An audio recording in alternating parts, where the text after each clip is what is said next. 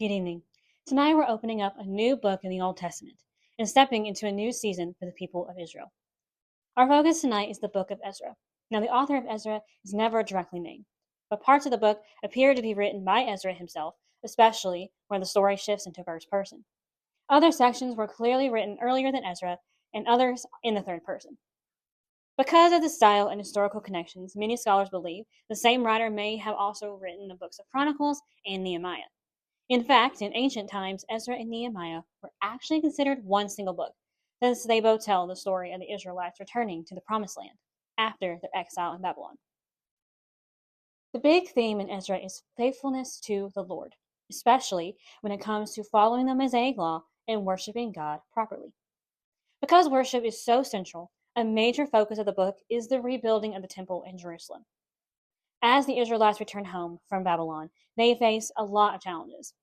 The land is now occupied by people who weren't part of Israel, and there's tension and opposition.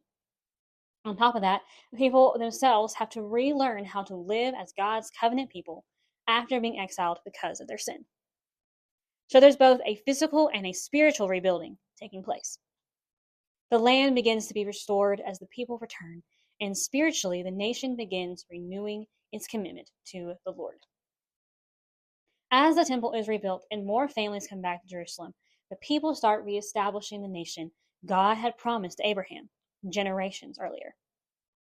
When the priests return and begin teaching the law, again, the people are reminded what it means to love God and live according to his ways. And little by little, the nation recommits itself to the Lord. As you read Ezra, you'll see something really powerful: God's faithfulness to his promises.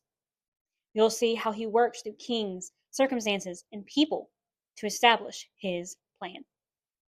You also see Israel rediscover worship and devotion to God once again. And here's another really cool part. All of this is setting the stage for the coming of Jesus the Messiah.